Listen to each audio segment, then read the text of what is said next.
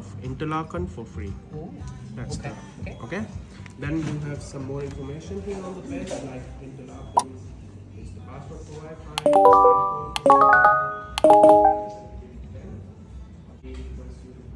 So yun guys, dito tayo sa room 84. Mag-room tour tayo. Okay. Tap open. Ginagawa ko mali. Diba guys, partida, dito ka nakabukas. Puta, ragistar. Na push naman kasi guys, hindi pull.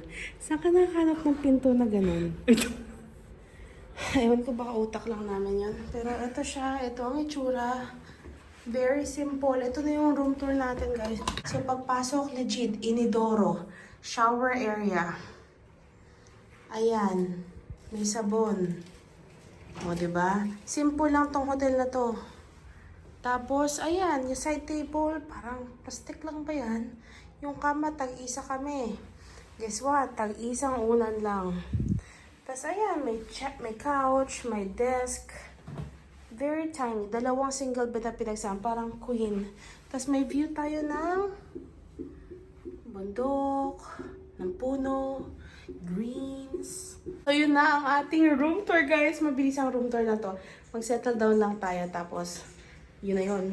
So, si Zara nagnakaw ng towel rack ng sampayan kasi maglalaba daw siya. Puta, guys, maglalaba. Kalalaba lang namin kahapon. Ewan ko, dito nag-addict to. Napunta ng Europe to, guys, para maglaba. Flimsy yung mga hanger. Pero kasi, ganito talaga to eh. Pero, yung unan, yun lang ang problema kasi parang kailangan namin extra. Tayo namin humingi. Ayan siya. Very simple lang. Like, simple AF. Oh, nabubuksan yung bintana, guys. Yung pinto, yung bintana, para siyang ano, guys, rep. Hey! At walang aircon, guys. So, walang aircon. So, baka bukasan na tayong bintana. Ewan ko. Mag-settle down muna tayo, guys.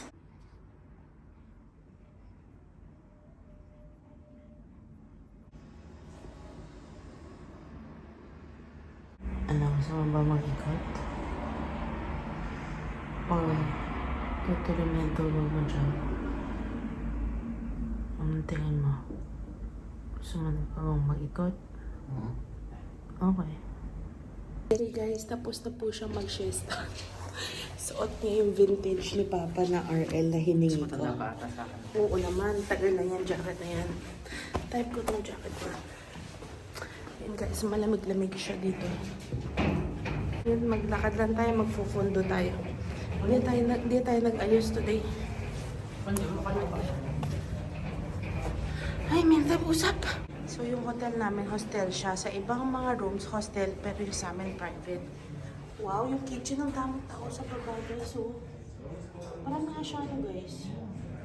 May lutuan nga, pwede kang magluto sa sarili mong pagkain. May yung kanilang garden, may apple tree. Type ni Zara yung hotel. Sabi niya gusto niya magtayo sa Coron or Boracay ng ganitong klase. Ayan. Sabi niya kasi, wag mo na. Kasi gusto ko sabihin, hey guys, hi guys. So ayun, ito yung itsura ng hotel. Napakita na namin sa inyo.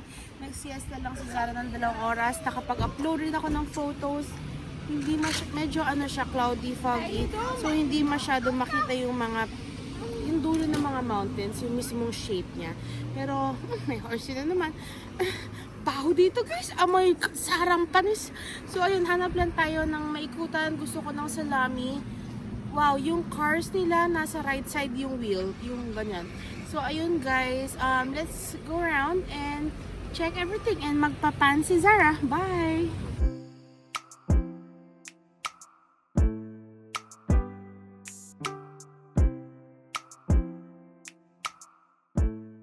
Labas yun ng hotel namin. Ito yung bus stop guys. Sakay tayo dito. Papunta sa Interlaken West. Tama ba? Sakay tayo guys.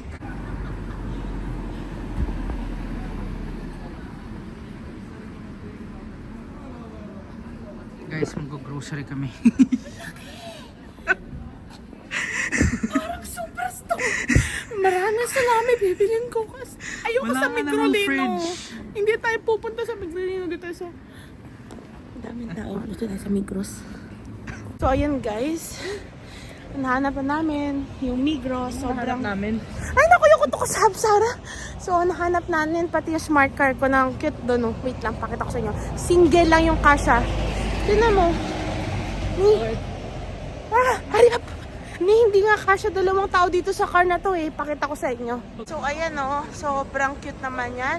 Dito tayo papasok sa Migros, sa grocery nila. Cute ng car. Oh my. Pag gano'n, pag may tag ka, pwede ka mag-park kahit So cute. Wait lang, papapicture ko kay Sarah. Next month silang self-scanner. I guess yung sa grocery nyo, kayo na mag-i-scan ng grocery tapos bayad na. Sana all? Let's go guys. Let's go inside Migros. Masyado ma-overwhelm sa bibilihin. Ayan ang itsura dito sa loob ng Migros. Sana hindi tayo makapiright dahil may music. Hanap tayo salami and cheese kasi ay, nabitin ako doon sa binili namin kanina guys. Sobrang sarap. Alam nyo parang Canada dito, kaya kong tumira dito. Kaya niyang tumira dito guys. Ang mahal ang tax dito. Madugo. Ayan. Hanap tayo ng fudang. So, ang una natin kinuha, Orangina, favorite ko to. Nabibili namin to ng family ko sa LA. Nakalagay, I love Switzerland. Kuha tayo ng isa. Ano siya? $1.50 Swiss francs. Yun lang.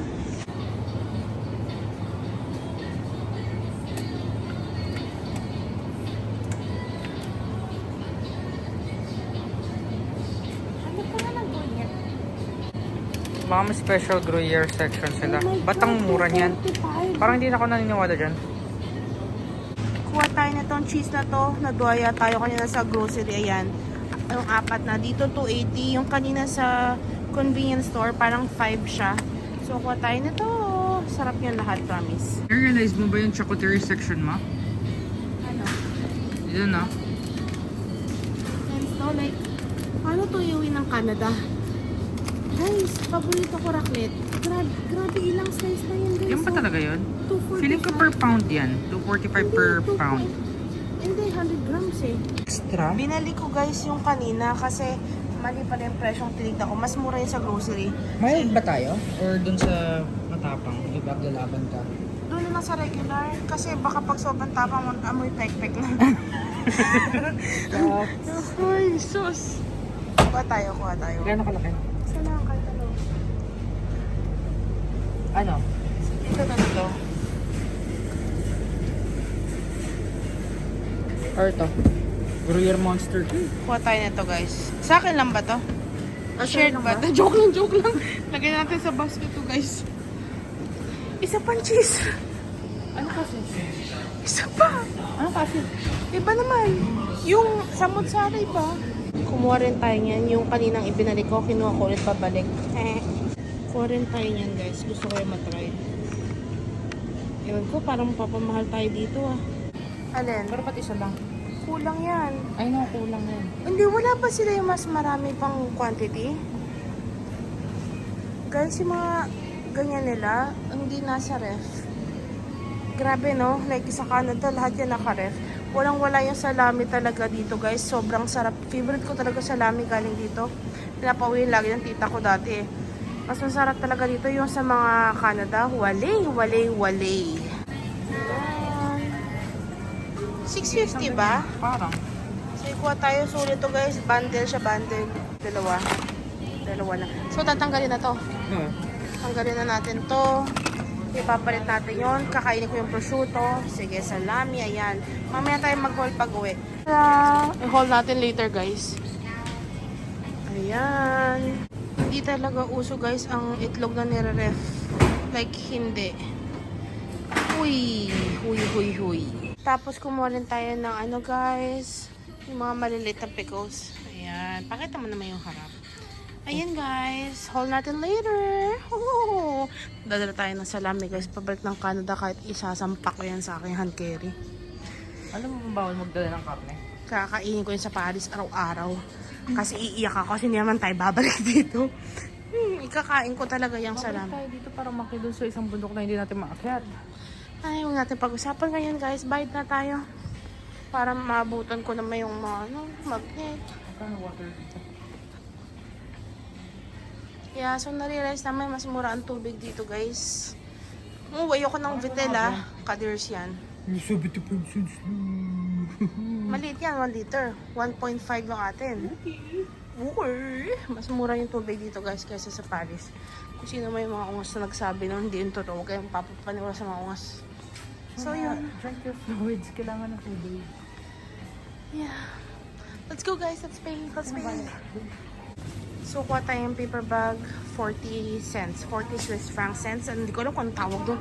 Tapos, hold na lang natin later, ha? Magbayad muna tayo niyan. Oh my God, yung Toblerone nila, guys. Nakalagay, I love Interlaken. Ang mahal. 8 francs. SARS, tinan mo. Pakita ko nga. Ang ganda. Pero hindi naman ako mahilig sa ganyan. Sa white lang. Ayun. Bayad lang tayo. Parang pasarado na. Unti na lang tao. Pasarado na yun. Ano. Sana guys, open pa yung mga souvenir shop. Kung hindi, may araw pa naman bukas. Bayad lang muna. Yung mga pinili. Hold na natin dito guys. So, meron tayong ganyan. Meron tayong ng Orangina ko. Gusto nyo dito na nag-hold. Wala naman yung mama eh. Iced tea kay Zara. Meron tayong ito yung Gruyere na cheese. Ito yung mix na cheese. Ayan. Meron tayong dalawang pack ng salami and salami na may prosciutto at yung bag. Let's see kung magkano yung total, guys. Ang maganda dyan, guys, nakaupo yung tauhan, no? Hindi siya mapapagod. Bongga, diba? Dito tayo nag-haul. Papakita ko na lang sa inyo yung resibo. So, ang bill na binayaran, tumataginting Migros, 34.50 Swiss francs. Mga magkano? Mga 50 Ayan. something. Mga 50 cats. Sulit na yan, guys. Sobrang fresh ng mga meat. Ayoko na nga pakita na si Sarah. Kasar. Salami. Ano? Salami pa. Hindi ka pa nagsawa? Sige na, kasi minsan nung tayo nandito talaga. Okay, di magsalami ka araw-araw. Yes. Pwede prosciutto din kasi hindi naman yun Oy. masap sa kanila. Huwag kang kakain malapit sa akin pag amoy paa. Amoy pa, amoy dog lang. Na may dog. Hala. Hala. Baka mas mura dyan sa dinner. Ikot lang tayo guys. Sana, tapos na tayo sa Migros kasi nag-grocery tayo doon. So, tignan lang natin guys kung bukas pa yung souvenir shop. Tayo ng bus. Masaraan tayo ng bus. Lakad na lang. Yeah, Malapit lang. Ganda dito guys. Para siyang Calmar na pinaganda. Na mas peaceful. Banff, Canmore. Hindi ang gulo sa Banff eh. Puro, ewan ko, hindi ko siya, basta, yeah, parang same pero hindi. Basta ang ganda guys. Tingnan natin kung open pa yung souvenir shop. Ito yung Migrolino. Ayan. Yung pinuntahan natin yung nanay niya. Migros. Talaga Migros.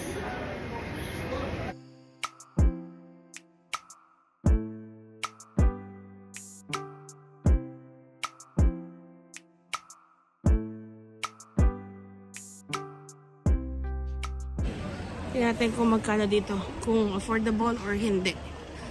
Kasi kung hindi, wag na. Doon tayo sa kabila guys kasi parang mas high-end dyan.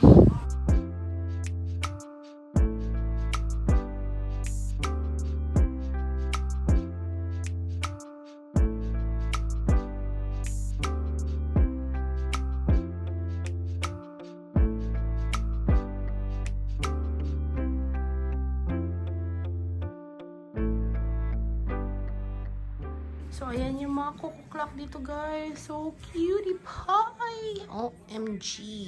May ganyan yung family ko sa US. Galing rin sa tita kong taga dito.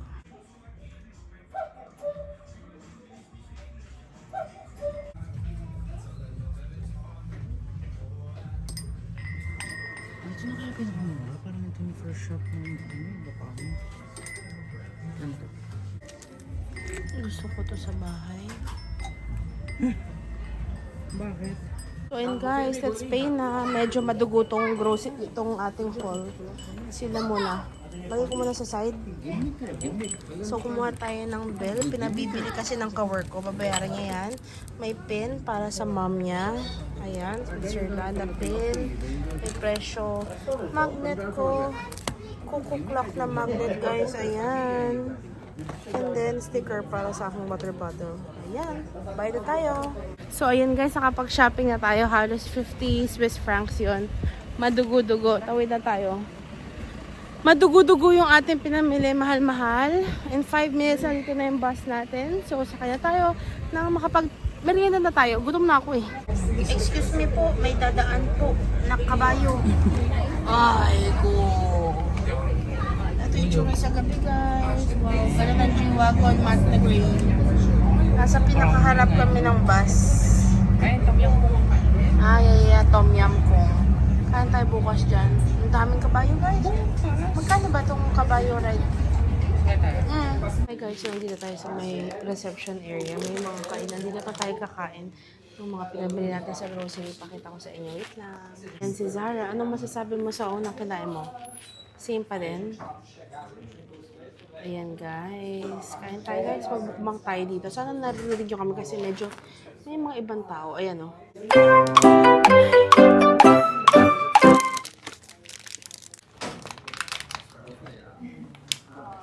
Bubuksan ko na ulit lahat? Ha? Deal ba? Bubuksan ko na ba ito lahat or hindi mo na lahat? Huwag mo na lahat. No, Masarap yung nararamdaman. nasa Yung, LA. ha? LA. No? Guys, ang una kong titikman, prosciutto. May ako sa prosciutto. Si Zara hindi. May pa ba? Hindi. Tikman natin guys. Holy shit. Anong God, ang sarap. Ano mo tayo? Ha? I always miss something. Hindi. At least hindi ano, kung may pa. Cornichon. Parang dito itong balat ko dito. Ano nararamdaman mo?